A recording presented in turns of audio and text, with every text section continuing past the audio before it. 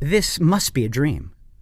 I know it's a dream because a group of students are talking about yesterday's lesson as they enter the room.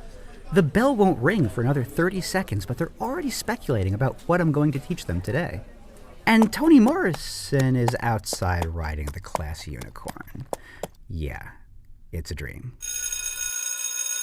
Students usually enter class in a very different headspace than you want them to be in. Some of them are great at quickly gathering their attention. But more often, the teacher needs to create specific conditions in which the class can quickly focus on the business at hand. My solution is a daily procedure called the Do Now, where students pick up a handout and work silently and independently for the first few minutes of class.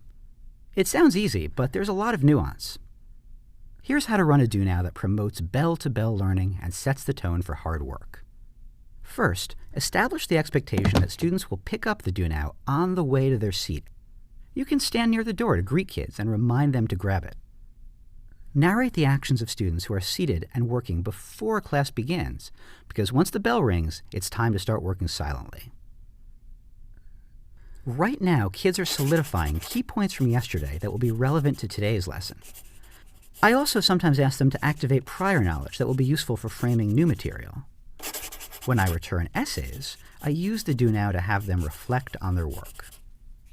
In any case, the work is self-explanatory and achievable.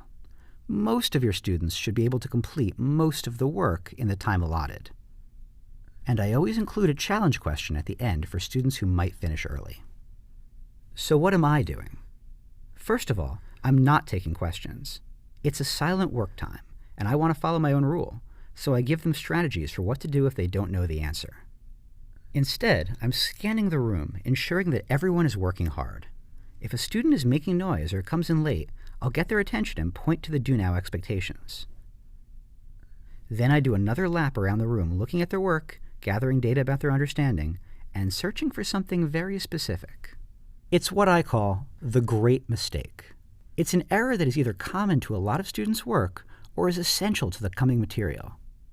Giving kids feedback is a key part of each of my lessons, but I only have a minute or two to recap the Do Now. So after 5 minutes are up, I say, pencils down, eyes up, it's time for the great mistake. My kids get excited because they're bought into a growth mindset, and I get to deliver strategic feedback. Everybody wins. And that's my Do Now. It did take a few days to teach my kids the routine, but after I reinforced the expectations a few times, they totally got it. And now, the beginning of class is usually pretty dreamy.